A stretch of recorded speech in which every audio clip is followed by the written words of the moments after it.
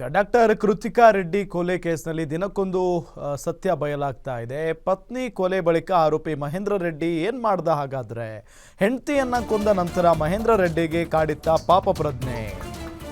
ಕೃತಿಕಾ ರೆಡ್ಡಿ ಕೊಲೆ ಕೇಸ್ನಲ್ಲಿ ದಿನಕ್ಕೊಂದು ಸತ್ಯ ಬಯಲಾಗ್ತಾ ಇದೆ. ಈ ಪತ್ನಿ ಕೊಲೆ ಮಾಡಿದ ಬಳಿಕ ಆರೋಪಿ ಮಹೇಂದ್ರ ರೆಡ್ಡಿ ಏನ್ ಮಾಡ್ದ? ಹೆಂಡತಿಯನ್ನ ಕೊಂದ ನಂತರ ಮಹೇಂದ್ರ ರೆಡ್ಡಿಗೆ ಕಾಡಿತ್ತ ಹಾಗಾದ್ರೆ ಪಾಪ ಪ್ರಜ್ಞೆ. ಪಾಪ ಪ್ರಜ್ಞೆಯಿಂದ ಟೆಂಪಲ್ ರನ್ ಮಾಡಿದ್ದನಂತೆ ಕೊಲೆಗಡುಕ.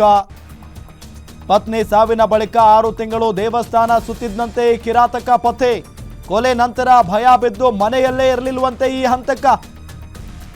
ಮಾನಸಿಕ ನೆಮ್ಮದಿಗಾಗಿ ದೇವಸ್ಥಾನ ಅಂತ ಹೇಳಿ ಸುತ್ತಾಡ್ತಾ ಇದ್ದಂತೆ ಮಹೇಂದ್ರ. ರಾಜ್ಯದ ಪ್ರಮುಖ ತೀರ್ಥಕ್ಷೇತ್ರಗಳಿಗೆ ಭೇಟಿ ನೀಡಿ ಪ್ರಾಯಶ್ಚಿತ್ತವನ್ನ ಮಾಡಿಕೊಂಡಿರುವುದು. 15ಕ್ಕೂ ಹೆಚ್ಚು ದೇವಸ್ಥಾನಗಳನ್ನ ಸುತ್ತಿದ್ದ ಆರೋಪಿ ಮಹೇಂದ್ರ ರೆಡ್ಡಿ.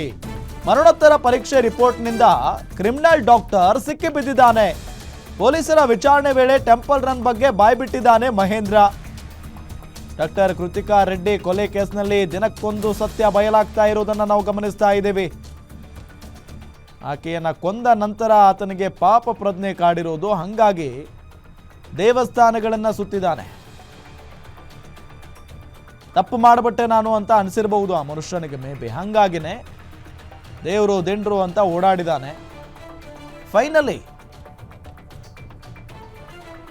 ಈ ಕ್ರಿಮಿನಲ್ ಸಿಕ್ಕಿ ಬಿದ್ದಿದ್ದಾನೆ ಪೊಲೀಸ್ನವರಿಗೆ.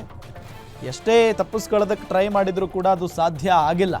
ಏನೇ ಪ್ಲಾನ್ ಮಾಡಿ ಕೊಲೆ ಮಾಡಿದ್ರು ಕೂಡ ತಪ್ಪಿಸ್ಕೊಳ್ಳೋದಕ್ಕೆ ಸಾಧ್ಯ ಆಗಿಲ್ಲ.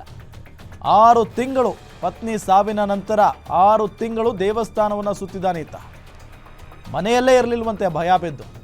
ಮಾನಸಿಕ ನೆಮ್ಮದಿಯ ಹುಡುಕಾಟದಲ್ಲಿ, ಮಾನಸಿಕ ನೆಮ್ಮದಿಗಾಗಿ ದೇವಸ್ಥಾನ ಸುತ್ತಾಡ್ತಾ ಇದ್ದಂತೆ. ನೆಮ್ಮದಿಗಾಗಿ ದೇವರು ದಿಂಡ್ರು ಅಂತ ಓಡಾಡ್ಕೊಂಡಿದ್ದಂತೆ. ರಾಜ್ಯದ ಪ್ರಮುಖ ತೀರ್ಥಕ್ಷೇತ್ರಗಳಿಗೆ ಭೇಟಿ ನೀಡಿ ಪ್ರಾಯಶ್ಚಿತ್ತವನ್ನ ಮಾಡಿಕೊಂಡಿರುವುದು. 15ಕ್ಕೂ ಹೆಚ್ಚು ದೇವಸ್ಥಾನಗಳನ್ನು ಸುತ್ತಿದ್ದ ಆರೋಪಿ ಮಹೇಂದ್ರ ರೆಡ್ಡಿ.